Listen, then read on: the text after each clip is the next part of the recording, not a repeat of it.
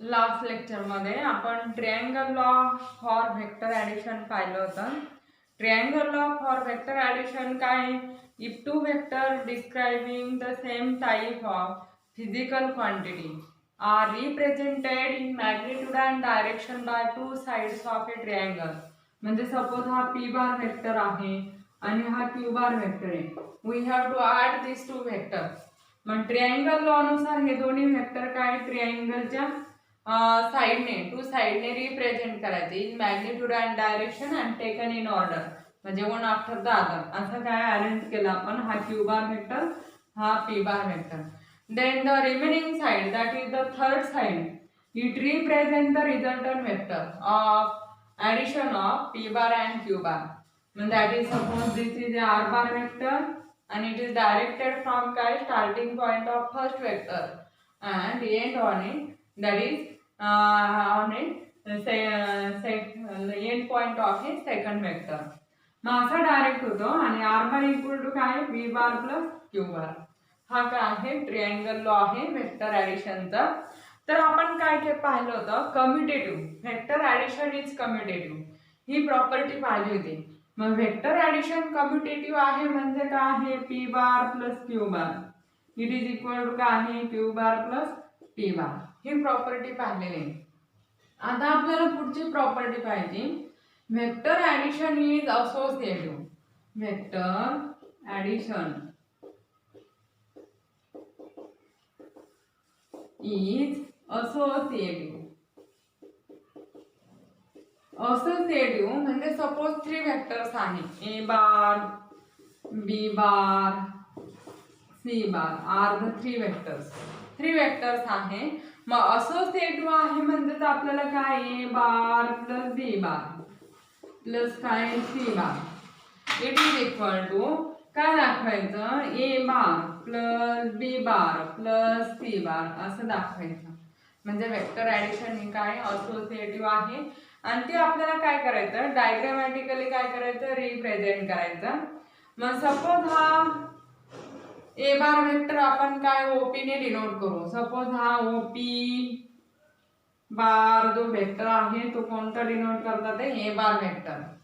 आणि नंतर जो आहे हियर वेक्टर आहे तो काय आहे पी क्यू बार. हा वेक्टर आहे P Q bar it represent the vector काय बी बार.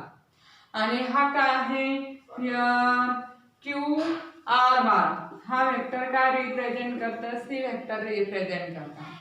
आणि हे काय हा जो रिझल्टंट आहे तो काय रिझल्टंट वेक्टर डिनोट करणार आपल्याला आर बार हा वेक्टर राहणार. मग ट्रायंगल लॉ नुसार आपण काय करू हे ड्रॉ करू हा डायगोनल.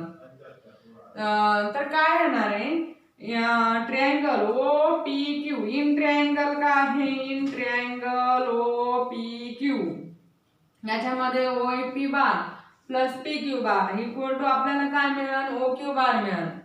मग काय मिळणार आहे O P bar plus P Q bar it is equal to काय O Q bar. O Q bar म्हणजे काय A bar plus B bar it is equal to हा कोणता vector A bar plus B बार हा vector आहे. मग it is equal to A bar plus B bar असा vector मिळेल आपल्याला. आता आपल्याला हे काय ए बार प्लस बी बार हा ट्रायंगल लॉ. आता याच्यानुसार in triangle O Q R in triangle O Q R ह्या ट्रायंगल नुसार ट्रायंगल लॉ आपण अप्लाय करू. O Q bar plus Q R bar it is equal to काय आहे O R bar येणार. मग O Q bar plus Q R bar it is equal to काय O R bar आहे. ओ Q बार किती आहे ओ क्यू बार किती आहे ए बार प्लस बी बार हा ओ क्यू बार आहे आणि प्लस क्यू आर बार किती आहे C bar it is equal to हा काय रिझल्टंट वेक्टर आर बार आहे. आता काय करू आपण हियर हे कन्सिडर करू बी बार प्लस सी बार हा वेक्टर ह्या फॉर्म मध्ये. तर मग काय येणार आहे बी बार प्लस सी बार म्हणजे कोणता हा पी आर बार मिळणार आपल्याला. बी बार प्लस सी बार हा वेक्टर आहे. मग कोणता triangle in triangle P Q R. In triangle P Q R ह्या ट्रायंगल मध्ये बार ट्रायंगल लॉ नुसार काय येणार P Q bar plus Q R bar it is equal to काय मिळेल आपल्याला पी आर बार मिळेल P Q bar plus Q R bar it is equal to काय मिळतं आपल्याला पी आर बार मिळतं. मग पी आर बार मी इकडे लिहिते equal to P R bar. मग पी क्यू बार काय आहे बी बार आणि क्यू आर बार काय आहे सी बार आहे. It is equal to B bar plus C bar एवढं मिळालं. आता कोणता ट्रायंगल कन्सिडर करायचा ओ पी आर हा ट्रायंगल कन्सिडर करायचा. In triangle O P R ह्या ट्रायंगल मध्ये बाय ट्रायंगल लॉ नुसार O P bar plus P R bar O P bar plus P R bar O P bar plus P R bar it is equal to काय मिळणार आपल्याला O R बार मिळणार. It is equal to O R bar. O P bar किती काढलेले आपण ओ P bar किती ए बार आहे आणि प्लस पी आर बार म्हणजे कोणता आहे हा B bar plus C bar B bar plus C bar P R bar हा पी आर बार आहे B bar plus C bar it is equal to R bar म्हणजे R bar. मग याला equation 1 म्हणून आपण हे सेकंड पहा मग A bar plus B bar plus C bar equal to R bar मिळालेला आहे आणि A bar plus in bracket B bar plus C bar equal to काय आर बार. म्हणजे 1 आणि 2 वरून काय आणार आहे हे इक्वल येणार. लेफ्ट साइड इक्वल टू काय राईट हँड साइड येतं. म्हणजे vector addition is associative he property काय झाली ट्रू झाली. मग व्हेक्टर ॲडिशन हे काय असोसिएटिव्ह आहे.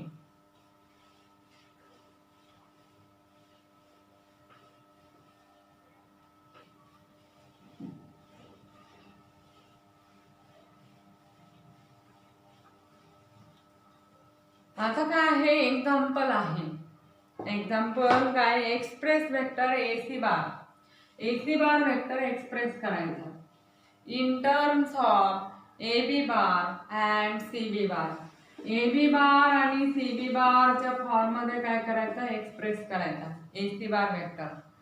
मग आपल्याला काय कन्सिडर करता येईल हिअर एसी बार वेक्टर हा नंतरचं काय सपोज हा काय सी बी बार आणि हा ए बी बार वेक्टर. सपोज हा ए सी बार जसं आहे तर त्यानुसार डायरेक्शन ए सी बार. नंतरचं काय आहे सी बी बार अशी डायरेक्शन राहणार सी बी बार आणि हा काय आहे ए बी बार. मग फ्रॉम ट्रायंगल काय येणार आहे from triangle law of vector addition.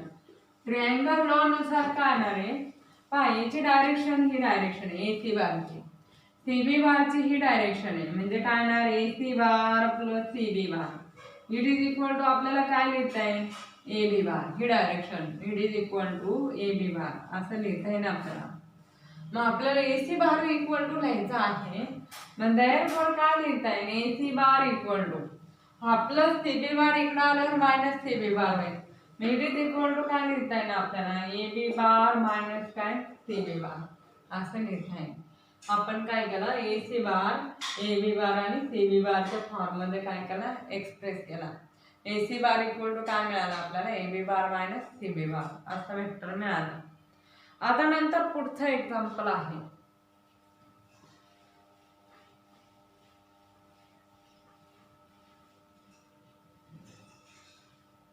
पुढचे एक्झाम्पल काय आहे from the following figure determine the resultant of four forces आहे.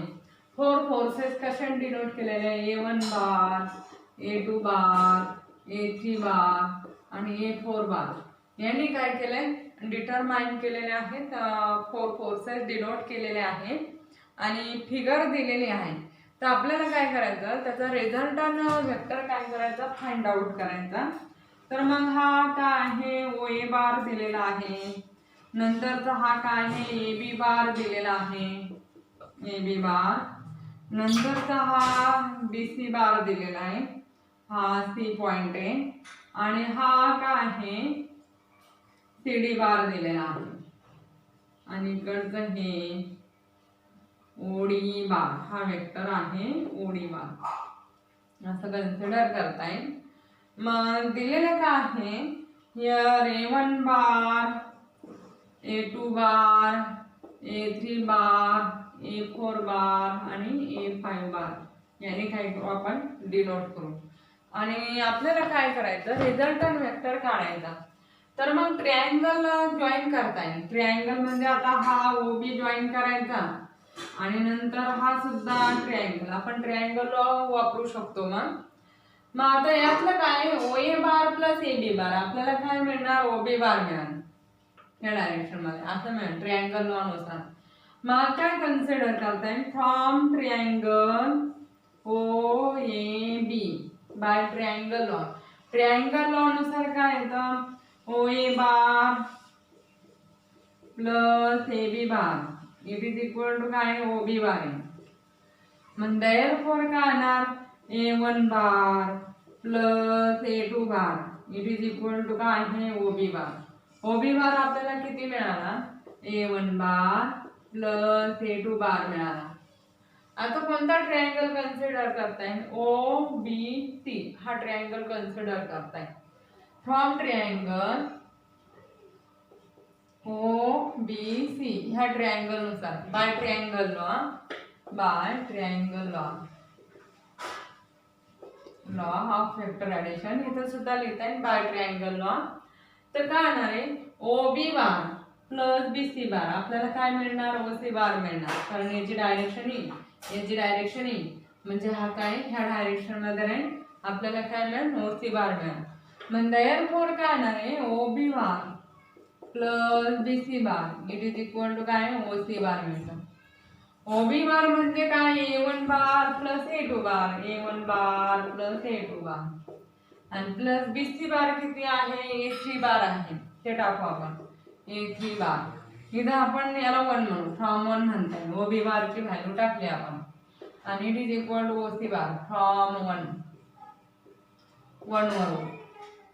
आता हा ट्रायंगल कन्सिडर करू. फ्रॉम ट्रायंगल OCD हा triangle, from triangle OCD by triangle law. Triangle law नुसार काय येणार आहे, OD bar it is equal to OD bar it is equal to काय येणार, OC बार प्लस काय, CD bar. OC bar plus CD bar एवढं येणार.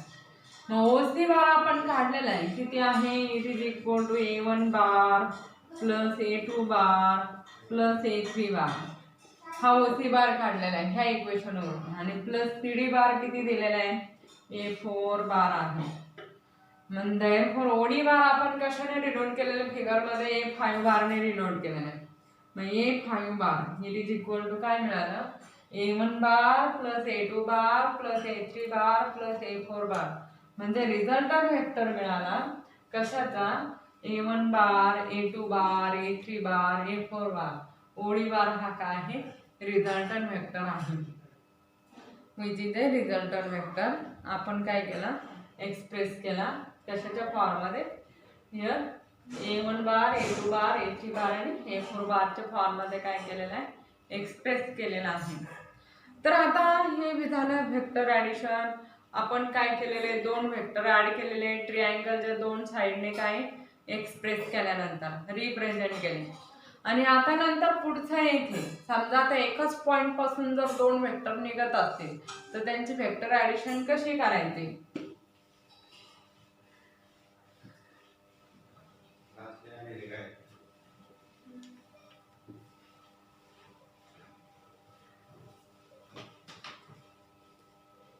मग दुसरी मेथड आहे वेक्टर ऍडिशनची, law of parallelogram of vectors. Law of parallelogram